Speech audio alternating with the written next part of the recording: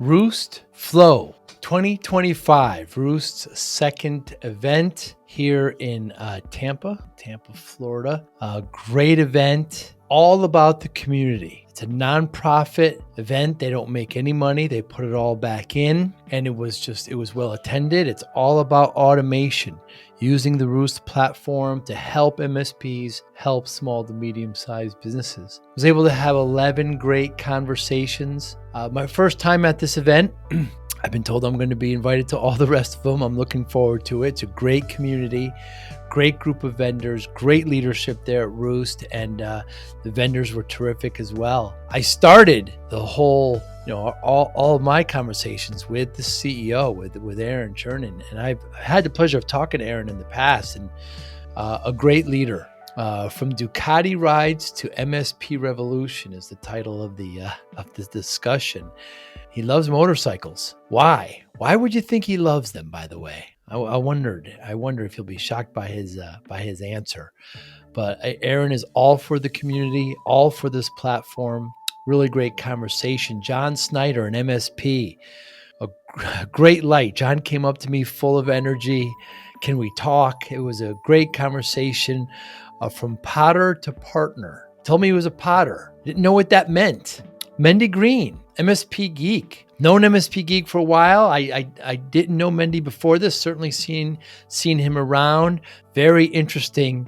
The kind of engineer that would take things apart just to understand them. And my goodness, he loves to work. But great conversation with Mendy and how he's dedicated to the community, to the MSP community.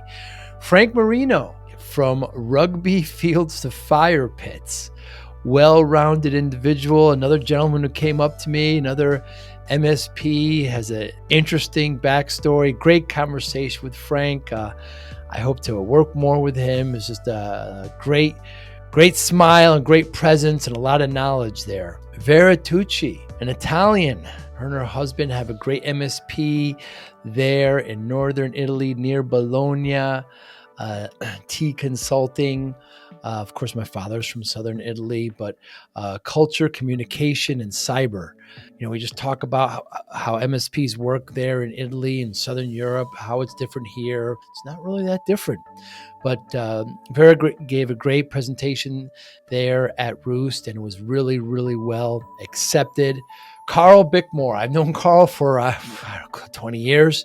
Him and his partner, Sean Brown at SnapTech, a great MSP. They're a platform. They're bringing more MSPs on, but they branched off and made an automation company that focuses that their platform is Rewst, called Raven.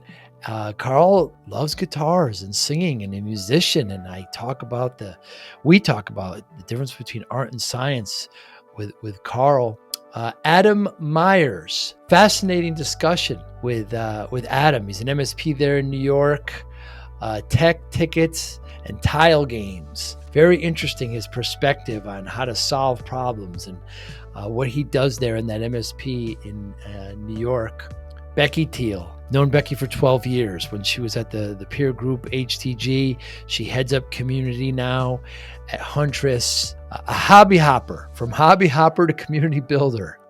Really enjoyed talking to Becky. I always do.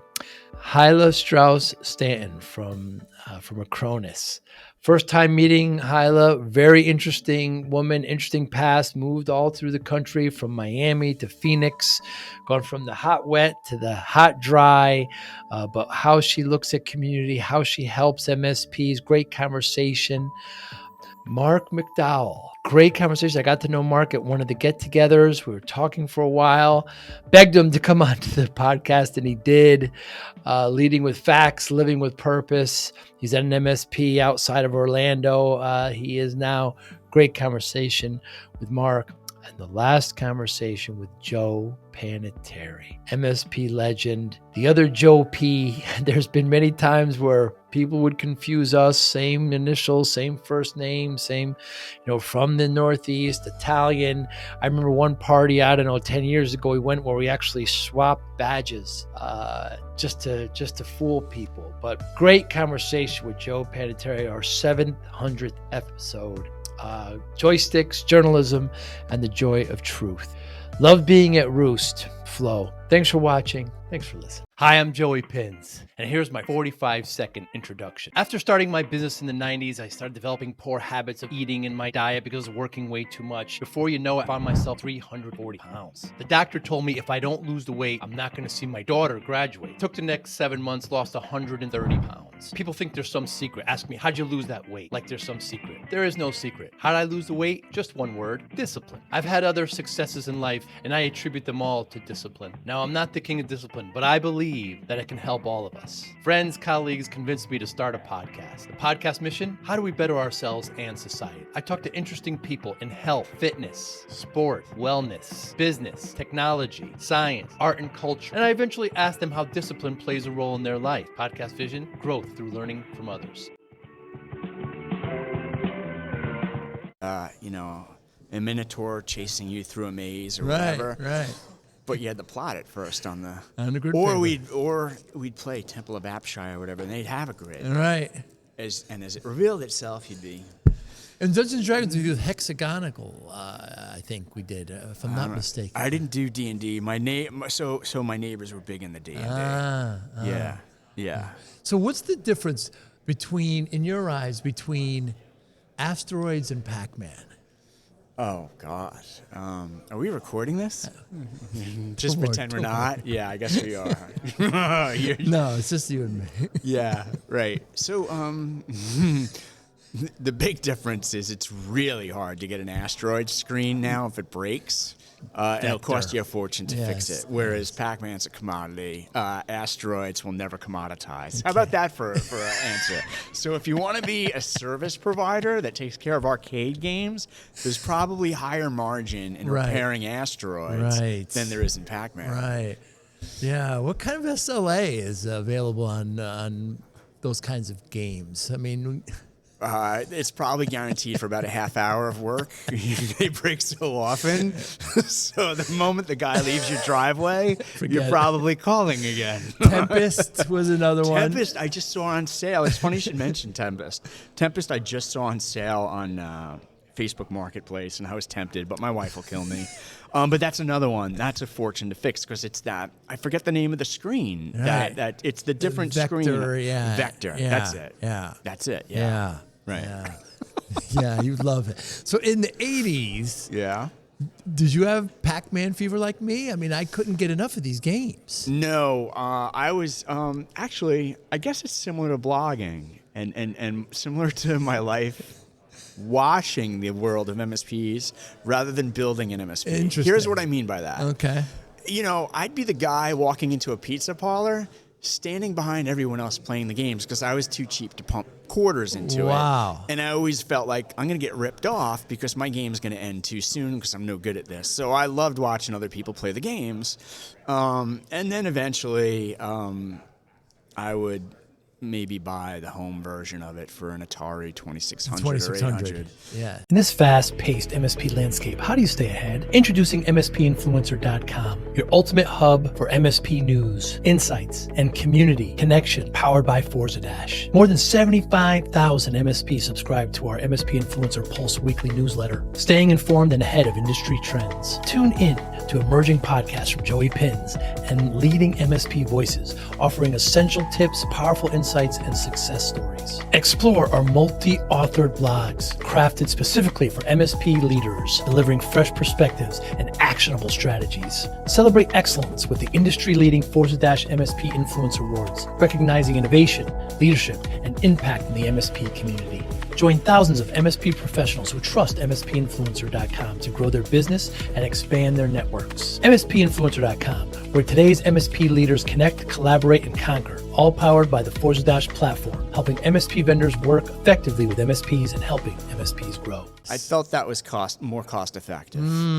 Fast forward to present day, not much has changed in my life. I still buy old busted Atari things for my house. Yeah, you've sent me pictures. Don't ever say that in a podcast. I did not send you any pictures of any type. I've seen the video games, and I love it. I see in Instagram, wherever I'm on, like videos of those Atari 2600 games, and I think to myself, We played this for hours. For hours. Yeah. It's absolutely adventure. I remember that was a big popular one that we played. Pitfall. I mean, these games compared to what's available now. Yeah. Plus, don't forget, like, not only were the games terrible, although I loved them, the ergonomics or lack thereof of the joysticks. Like your hands would be bleeding. The joystick would be cracking. Like, don't give me the cracked joystick. Give me the good joystick. I took apart hundreds of those joysticks. Of course you because did. they didn't work, or that it wouldn't go right, or it wouldn't go, left, north, or it was something. But so you don't do Xbox or any of those things now? Let me see. I probably fell off. I couldn't keep pace, especially when I was building my own business or with a business partner, of course. I always point that out. And didn't do anything on my own. But in terms of the arcade or video games, no, probably the first or second Xbox. By that point, I was just couldn't keep pace. Yeah. But I'm back now. I'm thinking about it. I'm thinking of getting back into Madden. Madden was is a good Madden one. any good anymore? I don't know. I'm sure. Here's the problem. Oh, we're going to solve a problem? Well, okay. I don't know if there's a solution, but you start on one of these games, and all of a sudden it's morning time. I mean, the times suck because they're so addictive and they're so immersive, Joe. Right. They're wonderful. Yeah. Well, I mean, all right, I'm going to age myself. And I think I'm about your age. I might be a bit older. 56. I don't know. All right, I'm 55. I went to college from 1988 to 1992. And at the time, I discovered a game called Wizardry for the PC. During one semester, I essentially walked around in a robe because I was carrying a beer and playing Wizardry the entire semester, and didn't emerge often from my little corner of the world. And I apologize in advance if my wife ever hears this, because she doesn't know. Yeah, she does know, because she suffered. We dated in college, and she see. suffered through that lost semester. I see. Yeah. The things we did in college. I was in college at the same time. And, we're past the point of any kind of criminal action. But, I remember back then it was the big things was the phone numbers, right? Because I was in New Haven, Connecticut, and they wanted to call back to Long Island, and you had to pay. You had to buy these calling cards. Oh, yeah. And they were $50, and they had minutes on. So, of course, I created a little hack system that, snooped some of them out, and I had guys knocking on my door like I was a drug dealer every morning, and my printer would have 4 or 5 of them printed out, and I'd rip them out, and so was this a recurring revenue business? Yes, it was. My very first. No, I never charged monthly. It was all project. But it was. But you were tapped out. It was great. Yeah. I wrote the app back on my Atari 800? 5100? I don't think it was an 800. 5200? No, there was a 400, 800, 1200. Maybe it was a 1200. Yeah. It was a 1200. Yeah. Yeah. And very different times. What's journalistic integrity? What does that mean? Let me think about that.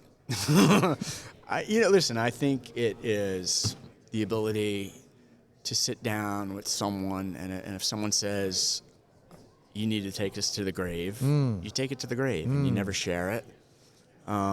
It is honoring embargoes, but it's also being honest with people to say, I already have the story and I'm going with it, but here's your opportunity to comment about it. I think journalistic integrity is a commitment to the pursuit of truth, to course correct when you think that you have the truth, but maybe you didn't quite hit the mark. You course correct, and it's a commitment to long-term relationships, and I mean that. Not a commitment to being a long-term buddy of someone's. Right. That can be nice as well. Yes. But it's a commitment to, hey, I'm out to cover X, and I'm out to do it for the long haul, which means each day I'm going to do it right, rather than burning a bridge each day just for point-and-click headlines. Do we still see it today? I do. I see some examples of it. There's a publication called The Information. It's like the Wall Street Journal for Silicon Valley. I don't believe it takes any advertising. I think it's completely subscription-based. People pay a premium for this. So I see it there. I think I see it and this is open to debate. I realize that, but I do, generally speaking, I'll use a line from Ronald Reagan: "Trust but verify." I generally trust what I read from Bloomberg and media sites like that, or the Wall Street Journal, but then I cross-reference and verify. And I think I'm one of those people who would, like during the presidential run-up, I actually, I flipped between CNN and Fox and MSNBC and many others. Yeah. And I'm not going to say what I liked or I didn't like, but I think it's very important to tune in all the different angles and then triangulate from there. It is tough now because Yeah, I mean, there's all so the much. noise. There's so much noise. There's no barrier to entry. Right. That's the problem. Look at you. You take the time to do a thoughtful podcast with integrity, but the barrier to entry for anyone to sit down and click record and interview people is zero. So you have to, over time, you rose above that noise and people tuned into your signal.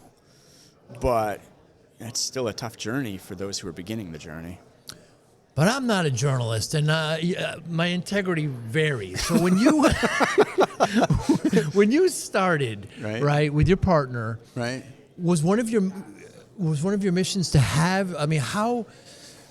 I know you've always said to me when we talk, look, is this off the record and it's off the record, and you were always good for that. Nobody ever said Joe has put something that wasn't off the record. That's for sure. But was that intentional? Was that part of the mission? Well, I need to rewind a little bit. Yeah. So I'll answer it in two parts. Sort of part one was me getting out of college and becoming a tech journalist. And then part two is my journey with Amy Katz, who is my former business partner and one of my best friends in the world to this day. Just to be clear, in terms of the best friend part, we're no longer business partners. But she is awesome, and I'm forever thankful. She is great. Yeah, she is. So, but part one, getting out of college, I did not get my dream job, which was one of the best breaks in my life. I was looking to go work for a newspaper or something like that, and I landed something I didn't even know about at the time. It was called Information Week, and it was sort of like the business week of IT. I remember Information Week. And I was 22. All my editors and the people to whom I reported, these were 40, 50, 60-year-old true journalists, in the newsroom and fact-checking everything. Everything I wrote was fact-checked by 2 or 3 people. Wow. They would call my sources. Here's Joe's source list, the 5 people quoted in the article. They would then call my sources. Did you say this to Joe? Wow. Right? And if not, how did he misrepresent that? Okay. Then we go back to me. Joe, where are your notes on this story? So I really learned from the best. Wow. So that was part one of the journey. And then, as you know, .com implosion, web takes off, magazines get crushed. Yeah. I was very fortunate to meet Amy Katz, who is, some people consider her a salesperson. That is selling her way short. First of all, she's a fantastic person, but she's also a business wizard. And recently I told her, I think, Amy, you're the smartest person I ever met. And there was a little bit of awkward silence for a minute there, because I think she was finally taking it in and realizing, and I'm getting choked up thinking about our journey together. She was finally realizing that, you're just crazy smart in this business world of ours. You were the smartest person I ever met in this business world. And what does it have to do with integrity? Amy was the business builder and the salesperson behind all that. Together we built the stage, but without the stage, there was nothing for me to stand on, right? I had a platform upon which to stand. Amy built it and drove it forward. Never once did I write something and she never called me and said, you can't do that, that's a sponsor, or, right. We want this so-and-so sponsor. Can you write about them? Never. Wow. She had integrity from the sales side, which I think is, listen, sales folks are great. They drive businesses forward, but sometimes there's a breakdown in ethics between sales and editorial and content. I was going to say today's media world, but any media world. George Clooney just did that play on on Broadway, Yeah. all about the 1950s in media back then and the breakdown between sales and editorial. And that's as relevant yesterday as it is today. It sure is. Yeah. So getting back, so Did I answer the question? You never really. No. But she never said, right, we want to get this, this sponsor, right about them. But as far as integrity, that was just instilled in you regardless. Listen, I think it's not like I woke up each morning and said, I need to have integrity. I woke up each morning and I was like, I need to be the source of information. Our platform needs to be the source of industry information. And if we get beat on that, I will be pissed. I'll have a bad day. Wow. And I learned a hard lesson when I was about 24, 25. Remember Novell? Of course. Right? Ray Norda was CEO of Novell. Yes. And there was a CEO succession rumor. And I didn't really pursue the rumor because I was being polite. Like, he was an old gentleman. There were rumors about him having dementia. And I didn't ask the tough questions in that interview with him. Do you plan to step down? If so, when? If so, why? Blah, blah, blah. The same week I interviewed him, I didn't know it at the time, but Business Week interviewed him. And then a week later, our stories came out, and Business Week said, Norda suffering from dementia, early onset, and they're seeking a new CEO. I could have had that story. I could have had the truth. I could have gotten the truth out there. But I didn't have the guts to ask the right questions. Interesting. At that time. And I think I learned a lot from that. Huh. You want to be respectful. Right. I'm not looking to pry into the mental state of someone or their personal life, but when it affects shareholders, when it affects customers, there is a certain right to know. When Steve Jobs was so sick, there was a certain right to know about what's going on at Apple, right? Hey, Joey Pinz here. Want to take your podcast experience to the next level? I'm excited to invite you to become a YouTube member. It's the absolute best way to support the channel and enhance your connection. Join our amazing community and unlock the incredible perks, custom loyalty badges, exclusive emojis, and priority comment replies. Your voice will always stand out. Be the first to watch new videos with early access, receive special membership shoutouts, and get exclusive behind-the-scenes photos and updates. Dive into content available only to our members, special videos, deep dives, and insider perspectives. Engage directly with me. Suggest podcast topics you want to hear, and even get personalized video shoutouts. Hit the join button right now and become part of something special. Let's build this amazing community together. I can't wait to welcome you as a new member. Join the Joey Pinz family today. But when you hear a rumor like that, and it's, how do you bring it up gracefully in a conversation, especially if it's something personal like that? Well, at first you think, you consider what's the source. Can I triangulate the source? Can I get this confirmed? I'll fast forward a bit for you. Who was it? When Datto acquired Autotask, we broke that story about a day or so before it was set to be announced. Was it the right thing to do? Wasn't the right thing to do? I mean, we had the story cold. We had the right sources. We knew who was involved in the deal. We knew the investors involved in the deal. And so we went the story because it was accurate and it was fair and it was balanced. And nobody told you not to? I actually, as a courtesy, I don't know if courtesy is the right word, but Datto did know that I was going with the story, that Datto and Autotask were coming together. They probably weren't pleased at the time, but to their credit, they maintained a relationship with me in terms of always briefing me about, future news, et cetera, like that. In some ways, I think, I don't want to speak for Datto, but I think the industry in some ways considered me a necessary evil when I was in it. Some people loved me, some people probably did not like me at all. But I think people generally thought, Joe's committed to covering the market, so we should probably clue him in. And you enjoyed that? You were really good at it. I loved Joe. it. It was my dopamine. It was my like of the morning. Like long before we were all worried about how many shares and likes there were on LinkedIn. Right. My like was page views on our websites. And when that traffic spiked, there was no, in business, there was no higher high. The piece we haven't spoken about is the fact that while all this was going on, my business partner, Amy Katz, and I also had the most supportive spouses and families in the world. Amy has a husband, Larry, awesome dude, and 2 kids. And I've got an awesome, unbelievable wife, Anne Marie, and 3 kids. And that's why our first company was named 9 Lives, by the way. That's right. It was the 9 of us who sort of had to buy in that, like, Joe Panettieri and Amy Katz are going to go off and be lunatics for a few years here, just covering the industry nonstop. Can our family support this? And they supported it. I mean, there were definitely some stressful times in terms of time commitments, but it was an amazing journey. And thank God our families were there when we began the journey, when we marched through the journey, and then when we ended the journey, we got to go home to our families. Who the hell gets to go home in this day and age? We got to go home. That's right. That's a pretty awesome outcome. When you're writing a blog, what's the difference between telling a story, getting the facts across, and making sure the reader reads everything?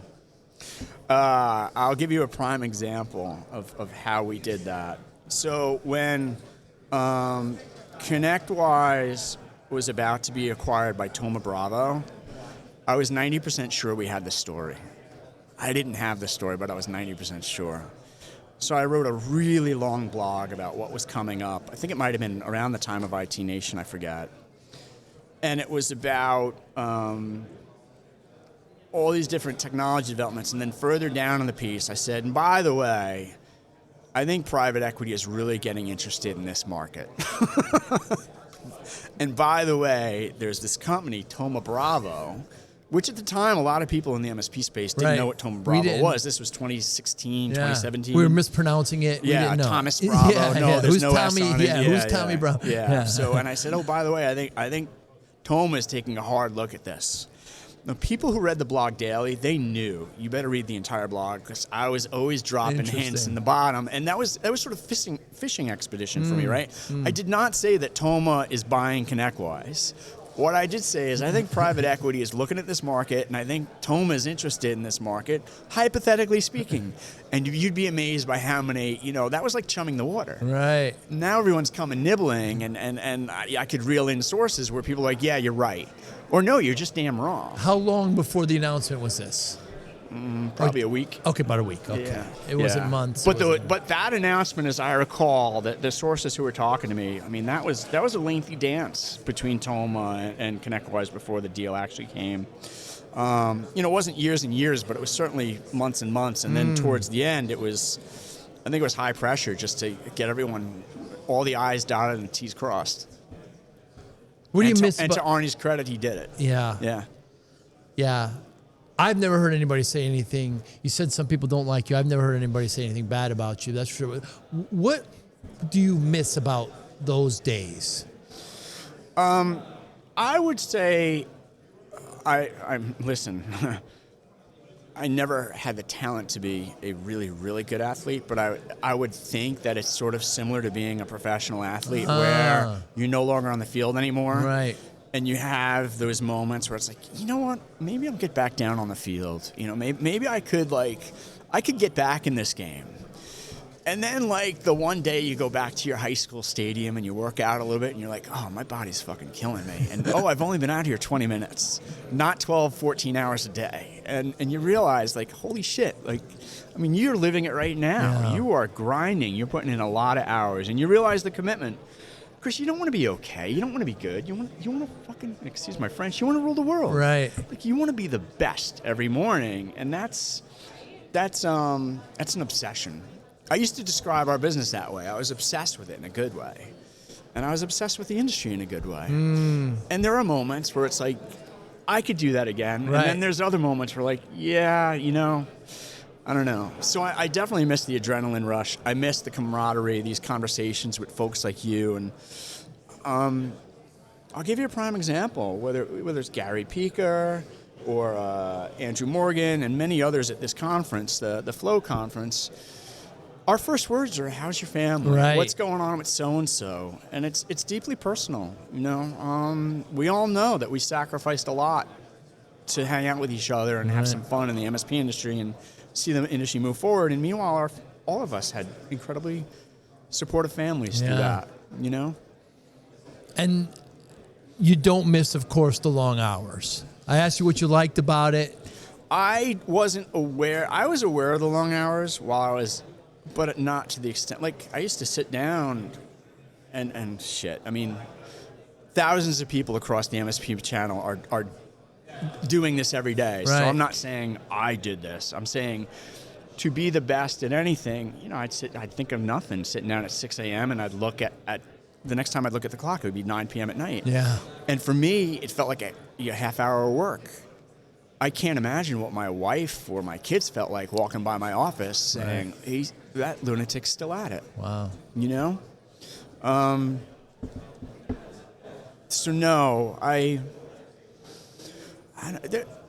there are many things you miss, but there's different stages of life and there's different seasons of life.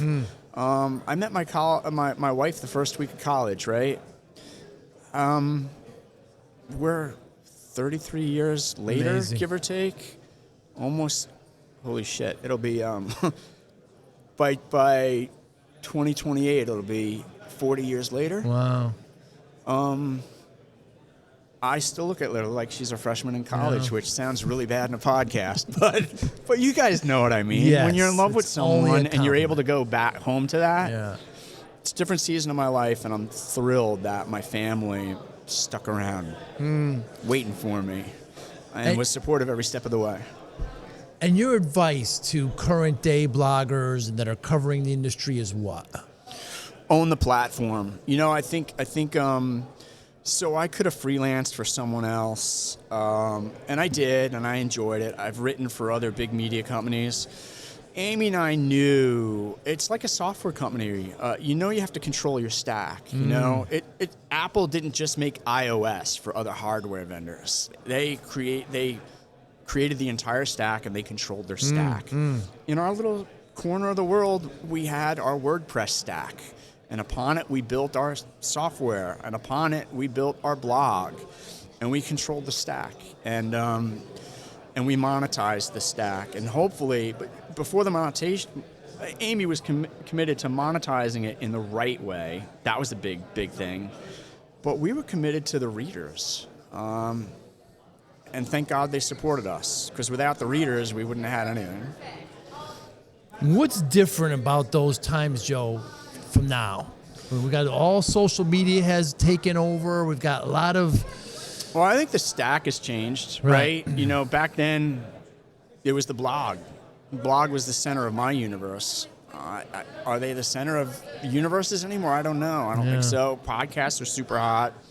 I think the challenge with today's media is owning that underlying stack. I think on the one hand, it's wonderful that people can build a media presence on LinkedIn or Facebook. On the other hand, those platforms can turn against you on a moment's notice. They can cancel you. They can turn off your site. You don't really control the databases. So you got to be careful. I don't know. In many ways, I feel like a dinosaur talking right now in that I would make a comparison. Talking to you right now about blogs would be, and the future of media, would be like my editors coming on 20 years ago and saying, well, here's how I did it in the magazine business, but there's this thing called blog. I don't know how you're going to do it now. So with AI and social and everything else that's changing, I'm not quite sure how you're going to do it now, but I think the answer will always be own the underlying platform somehow. So you mentioned we're here at Rewst, Joe. Rewst Flow is their second year. You hosted last year, did a great job. You're hosting again this year. Great presentation with the whole Star Wars theme. Really well thought out and clever, and still drove the points home. How much of that is yours and how much is their input of your presentation today? You had 5 main points. I had basically 5 main points, and it was basically 5 quotes from Yoda. You know, and there's that old, I forget what it is. It's like this, you know, everything you need to know in life you already learned in kindergarten. So I thought of that, and I'm like, well, everything you need to know about the future of MSP software, you already learned it from Yoda and these 5 quotes. And, you know, we're at this inflection point with AI, and everyone's predicting where the market will go. And I just wanted to make 5 clear, concise points in terms of where the market is, where I think it's going, and where you're going to need to navigate. The 2 words that weren't in the presentation, but I said it over and over again, the 2 words were alignment and authentic. You know, if I'm an MSP today, are my vendors aligned with me, and are they authentic to that mission? If you can say yes to both of those things as an MSP and as a vendor, then those days when the vendors get it wrong, or they drop the ball, or their software isn't quite good enough, at least if you know they're aligned and they're authentic to your mission, you know that they'll recalibrate and they'll get it right. But if they're not aligned and authentic to your mission, there's no guarantee that they're ever going to get it right. So you could be screwed. Yeah, it's easy to say. You know, I mean, Aaron's done a great job here with this community and, you know, trying to breaking even. You know, this is a nonprofit, and a lot of it, you know, a lot of shows don't do that. But yeah, trying to be, as you say, aligned and authentic that'd be really, really nice if more vendors, if more communities did that. Yeah, you know, I think there's some great debate in the market whether or not private equity was ultimately good or bad for the MSP market, and like has private equity pressured or tarnished the alignment and authentication with this market.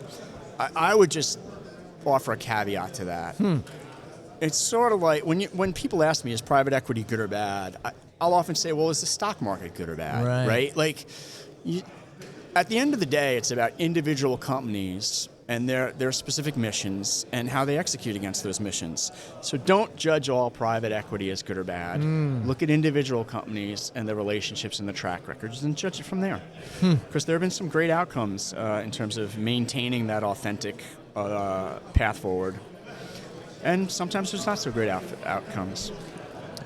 So you know my story, Joe. I started the MSP back in the 90s. Working way too hard, 14, 16-hour days, like your family walking past your office there. And what was different about me is that I got in front of the doctor, and she tells me I'm at 340 pounds. Right. Gained a crazy amount of weight. Right. What year was that again? About 98, 99. Right. Okay. Yeah. All right. So she said, no, I'm sorry, about 2001, 2002, because my oldest was just born. 2001. Right. She says, if you don't lose this weight, you're not going to see your daughter graduate. That was the whole thing. She knew how to.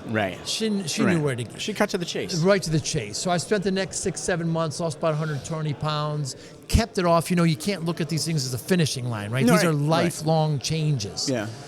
So when I tell people the story, they always say, what's your secret? What you do? And there's no secret, Joe. Discipline, right? I believe it's a spectrum, like willpower, focus, routine. How does discipline play a role in your life, Joe Panettieri? I'm smiling because you had mentioned, you and I spoke months ago about your thesis and discipline, and I just smiled. I was like, yeah, you're like, Joe, you've nailed it. The other Joe P has nailed it as usual. Not this Joe P. And so when I get interested in something, I usually become fanatical about it. The challenge is, can I become long-term fanatical about it? And I think when I became interested and met my future wife, Anne-Marie, I became fanatical about it. Like, she's just the best thing that ever happened to me. So being with someone, and marriage is a discipline. It's I still need to work hard at it in terms of just being a better husband overall, but it's still, every day you wake up every day and you don't take that for granted. When you've got the best person in the world and you're married to them, you better have the discipline to make that central to your life. I don't want to compare a personal relationship for my love of media and blogging, so let's separate them. Right. But as we focus on media and blogging, I had the discipline to get up at every day and just grind. Sure did. The way you do, the way many MSPs do.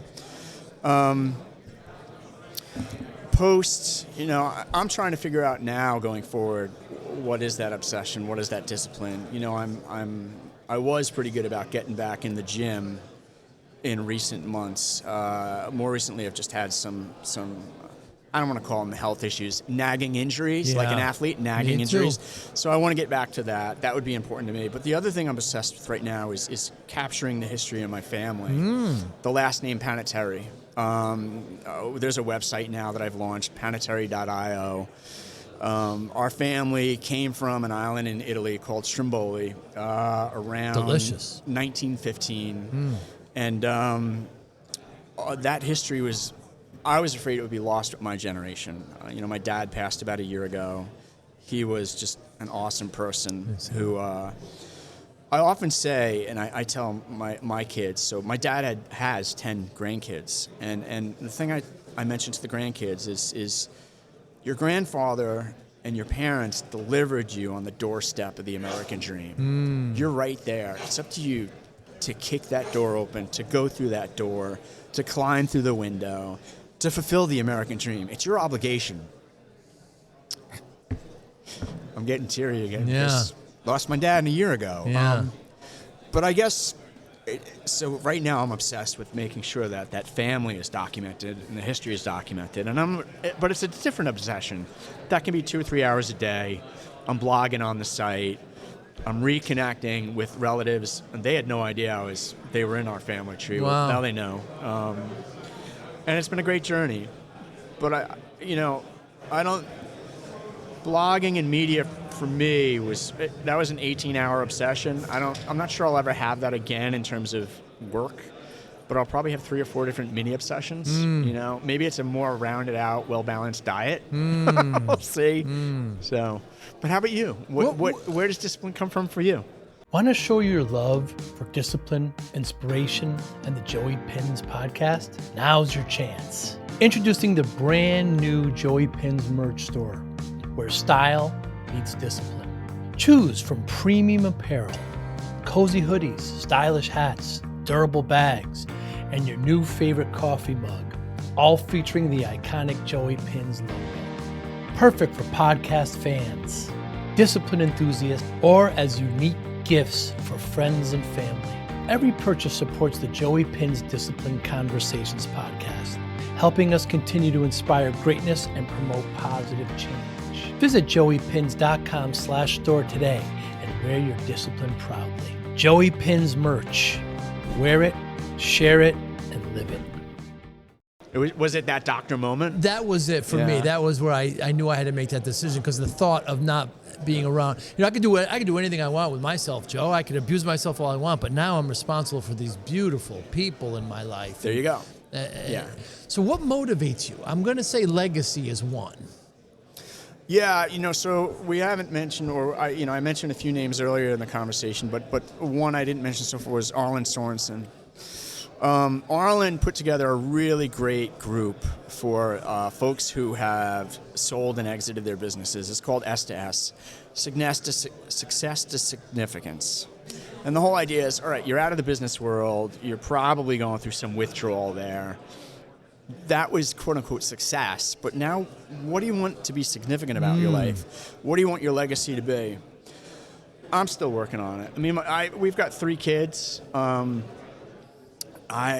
very simple goal for our 3 kids is happiness. I think maybe all 3 of our kids, at least 2 of the 3 have seen the movie The Pursuit of Happiness. And just that phrase, the pursuit of happiness, like pursue it every day and hopefully achieve it, you know, and then maintain it, retain it. If my kids can be happy, I mean, I'm really blessed. They still want to travel with me and my wife. How many families can say that where their kids want to travel with them? Yeah. So, my kids are my legacy, and out beyond that, do I have a few encores in me? I don't know yet. So stay tuned. Teasing something, Joe? No, I'm not. I'm not. I'm wondering, is this a warm up? Did we hit record yet? No. Next time I'll record it. So given that motivation of kind of legacy and business, how do you measure success? Time. If you have the ability to control and manage your time and do what you want, to me that's success. Yeah. And then if you're able to if there's certain people you want to be with and they want to spend that time with you, that's the ultimate success. If you can manage your time but you're alone and you can't share that time with someone, that's depressing. Yeah. Yeah. So, usually I'm brainstorming for answers, but I think that was a pretty good answer. It's a great answer. Right? It's a great answer. If you got control over your time, Yeah. and you're with the people who love and they want to be with you in that time and share that time, shit, Pretty that's damn everything. good. Pretty damn That's good. everything. Yeah. Joe, I'm so glad you spent time with me. I've been asking you to do this for a long time. I really appreciate it. If people want to get in touch with you, how can they do so? Anybody listening or watching? Just Joe Panettieri. Look me up on LinkedIn. But is there a clever way to spell your last name? Yeah, P-A-N. you spell it correctly. That's Yes. how you spell it. It's P-A-N-E, 2 T's, I-E-R-I. And for the record, Hayden Panettieri, the famous actress, yes, her last name ends in E, mine ends in I. I think it was her family that screwed it up. I say. So basically, she needs to switch back to I. So yours is plural, hers is not, right? With Correct. Yeah. Interesting. Yeah. So. And you're in LinkedIn. That's a great place for you people to get you. Yeah, absolutely. And just joe@channelangels.com for email. So we didn't get into the angel investing thing, nor do we need to, but certainly focused on angel investing these days and really enjoying that. Joe, thank you so much, my friend. Awesome to see you, man. I appreciate it. All right. Thanks for having me. Thank you for listening and or viewing Joey Pinz Discipline Conversations. Please share this episode with one or two of your friends who you think may benefit from the episode. Our website, www.joeypinz.com. There you'll find lots of resources and you could join our mailing list. Please follow us on all our social media, Instagram, Twitter, and Facebook. Podcast information, the video version of our podcast is on YouTube. Please subscribe. Audio is on all major podcasting platforms. Please follow them. And if you like it, please consider giving 5-star rating. Would really appreciate that. Thank you again for listening or watching Joey Pinz Discipline Conversations.